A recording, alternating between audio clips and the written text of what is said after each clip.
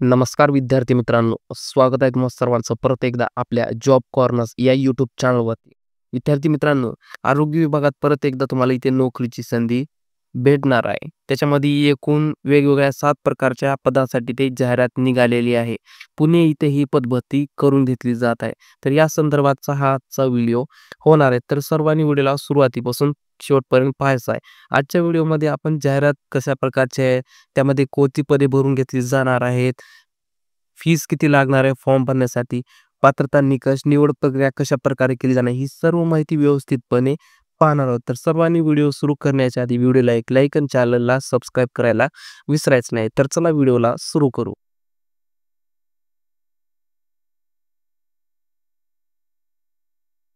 विद्यार्थी मित्रांनो, जाहिरातचा नमुना अशा प्रकारे इथे आलेला आहे. तर या पीडीएफची लिंक तुम्हाला डिस्क्रिप्शन बॉक्समध्ये पुरवलेली आहे. तिथून तुम्ही डाउनलोड करून सविस्तर माहिती पाहू शकता.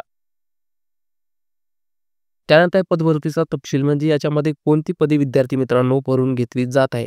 पहिल्या नंबरचं पद आहे सहप्राध्यापक. त्याच्यानंतर त्यालाच वरिष्ठ सल्लागार मानसशास्त्र असे देखील आपण म्हणू शकतो. इंग्लिशमध्ये असिस्टंट प्रोफेसर, सीनियर कन्सल्टंट अशा प्रकारचे पद असणार आहे. एकूण एक पद इथे विद्यार्थी मित्रांनो भरून घेतलं जात आहे. क्वालिफिकेशनमध्ये तुम्हाला एम.डी, सायचेट्री इक्विव्हॅलंट अशा प्रकारचं एज्युकेशन पाहायला भेटेल. 3 वर्षास तुम्हाला अनुभव इथे लागणार आहे. मानधन ₹1.5 लाख प्रति महिन्याला तुम्हाला इतकं पाहायला भेटेल. वयोमर्यादामध्ये तुम्ही 61 वर्षापर्यंत इथे फॉर्म भरू शकता.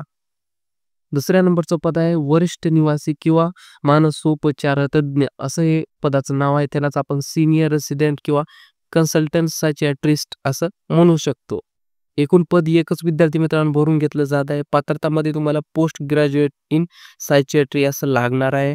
प्राधान्य तुम्हाला संशोधन किंवा टेलिमेडिसिनचा अनुभव असल्यास तुम्हाला इथे प्राधान्य भेटणार आहे. मानधनामध्ये ₹1 लाख प्रतिमाह तुम्हाला इथे उमेदवाराला दिले जाणार आहे. वयोमर्यादा परत 61 वर्षापर्यंत विद्यार्थी इथे फॉर्म भरू शकते. तिसऱ्या नंबरचं पद आहे मानसशास्त्रीय सामाजिक कार्यकर्ताचं पद आहे. एकूण पद एकच भरून घेतलं जात आहे.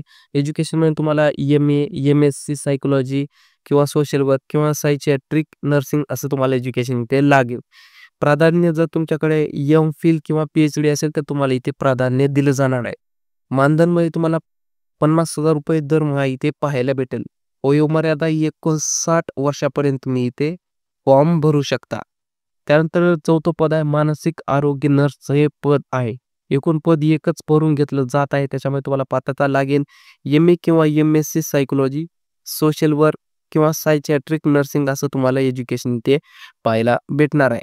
मानधनमध्ये तुम्हाला दर महिन्यात ₹50,000 विद्यार्थी मित्रांनो तुम्हाला इतकं मानधन पाहायला भेटणार आहे मानसिक आरोग्य नर्समध्ये.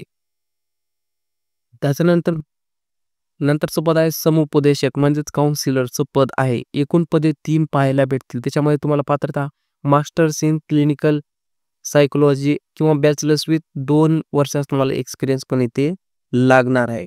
मानधनमध्ये पगार तुम्हाला ₹35,000 दर महिन्याला इथे पाहायला भेटणार आहे. त्याच्यानंतरचं पद आहे डेटा एंट्री ऑपरेटरचं पद आहे. एकूण पद इथे एकच भरून घेतलं जात आहे. पात्रता तुम्हाला diploma in computer application BCA, BCom असं लागणार आहे. टायपिंग गती तुमची इंग्रजी, मराठी व इंग्रजीमध्ये 30 शब्द पर मिनिट असं तुम्हाला इथे टाईप रायटिंग लागणार आहे. पगार तुम्हाला ₹25,000 दर महिना इथे विद्यार्थी मित्रांनो पाहायला भेटणार आहे.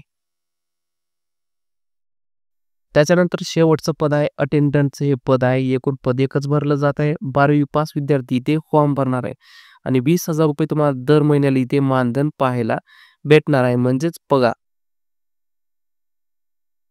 आता तुम्हाला अर्ज कसा करायचा आहे विद्यार्थी मित्रांनो पाहून घ्या. फक्त तुम्हाला हा पोस्टानेच अर्ज पाठवायचा आहे. तुम्हाला ऑफलाईन जायचं नाही किंवा ऑनलाईन नाही. फक्त तुम्हाला पोस्टानेच इथे हा फॉर्म भरावा लागणार आहे.